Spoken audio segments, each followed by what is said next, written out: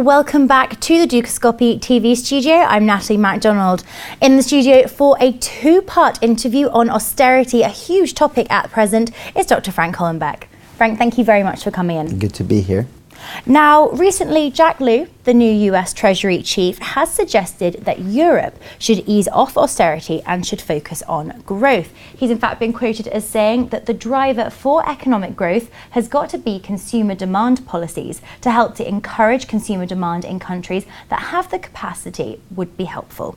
Should Europe be taking his advice? Well, I'm sure that if you were to ask 1,000 economists, 999 would agree with what he said. And that's because for the last 70 years, we've been on this concept of demand, okay, this Keynesian concept of aggregate demand. And for me, the concept of aggregate demand is the poison eating at the heart of economic science. And you have to understand that economics is not like physics or medicine where things are always improving. For me, our knowledge or our understanding of economics today is probably worse than it was in the early 1800s. And one of the reasons is because we believe that Say's law was refuted by Keynes. And let me state what Say's law is. It's that supply creates its own demand. And what Keynes did in refuting Say's law, which he did at the beginning of his general theory, he basically said that, well, you know, Say's law can't be true if we have idle resources, if we have unemployment. And he basically used a quote from John Stuart Mill's, okay, and this is a quote, and he basically said, well, if you do double the amount of output, you won't necessarily double the amount of demand, because you'll have some goods that people do not want, and therefore you're going to have idle resources, and therefore Say's law is not valid.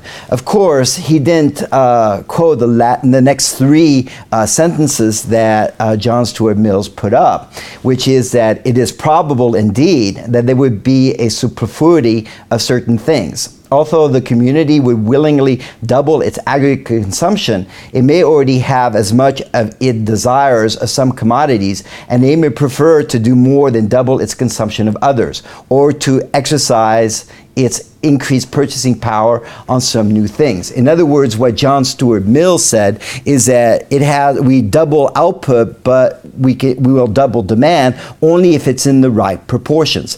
And let me give you an example, back to my Robinson Crusoe example. In other words, you have Robinson Crusoe who has fish drying on poles, okay? And you arrive on the island, and you just had a shipwreck, and you're hungry, okay? And you stumble onto Robinson Crusoe, and you have a great demand for his fish. But despite his altruistic nature, Robinson Crusoe is not going to give you any fish unless you have something to give in exchange. In other words, you have to supply before you can demand. So in other words, you may go out and pick up coconuts, okay, and you exchange coconuts for fish, and that's fine. But ultimately, maybe Robinson Crusoe all of a sudden doesn't like coconuts anymore, just like society constantly is changing its desire for goods and services, okay? And maybe Robinson Crusoe doesn't want your coconuts anymore. So what is the solution? So the government increased the demand by coconuts by taking fish away from Robinson Crusoe? No, that's not the solution. The solution is that you have to stop trying to find coconuts and do something else that Robinson Crusoe wants. We must always remember that when we produce goods beyond our personal consumption, it's primarily to exchange for other goods. Okay? We have to remember that the greatest producing countries are also the greatest consuming countries. So the key thing is that we shouldn't be focusing on demand, and really we should be focusing on supply. And if we finally realize that the problem is not with demand, that we always have demand, as David Ricardo said, men err in the production, there is no deficiency of demand, then we should implement policies that give us the right supply. That's the key. If, as you say then, that the correct policy is to focus on the right supply and at the right price, can you give us an example in Europe, say, as to where such policy would be successful? Well, France is a perfect example where we see that tax rates and regulation have chlorotized the economy. And France had a housing bubble very similar to Spain's or Ireland's bubble. Okay, and we can see from this graph that we had a bubble that was not just limited to Paris as it was back in the 1990s. It was throughout France.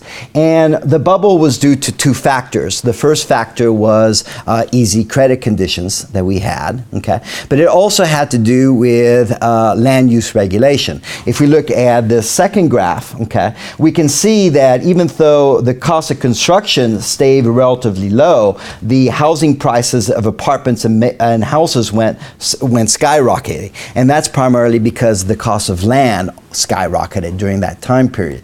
And this all goes back to a 1967 law, which basically forced cities to have zoning plans. Okay. Now, in the 60s and 70s, these plans were circumvented most of the time so that cities were able to build the housing units that they desired. And a lot of small cities did not have to abide by this 1967 law. However, by the 80s and mostly in the 90s, environmentalists were able to put in a whole bunch of new laws, such as biodiversity laws, wetland laws, coastal laws, natural zone preservation laws. And we had a lot of anti-sprawl laws put into place. And that's the reason that housing prices went up so much, is that we didn't have the construction boom that we saw in Spain, but we did have an increase in apartment and housing prices, primarily because there was very limited amount of land that could be converted into land that you could build on, okay?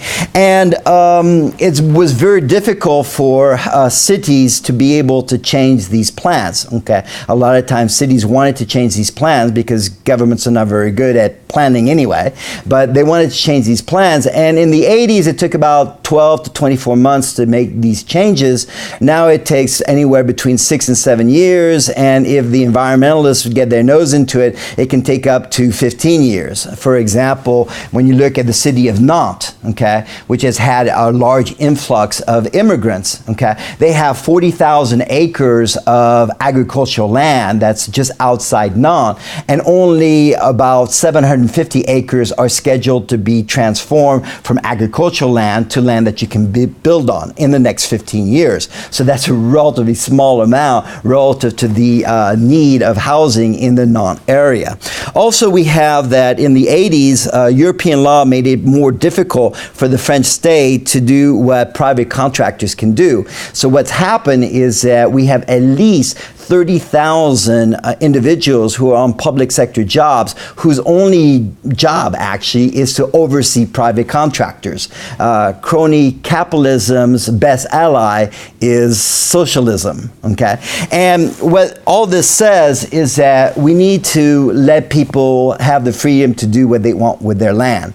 And now a lot of people, there's this basic view of fear, okay? They fear that if we let people decide what they want with their land, we'd have environmental catastrophe and we would have anarchy, okay? I'm not saying that we shouldn't have environmental laws, but we shouldn't have the environment be the excuse to do nothing, okay? In terms of anarchy, we have to remember that in a capitalist system, okay, you end up doing things that people want. So if people don't want to live in Soviet-style buildings, then entrepreneurs won't build Soviet-style buildings. Now, entrepreneurs can make mistakes, but they usually don't do it a second time, okay? Not like the state buildings that were built in the 50s and 60s, which were basically monstrosities, okay? So what I'm basically saying in all this is that we need to look at supply-side policies and not demand-side policies. Frank, that's all we've got time for, but thank you very much for joining us. Dr. Frank Hollenbeck will be back in the studio on Thursday for part 2 of this discussion on austerity. We look forward to seeing you then.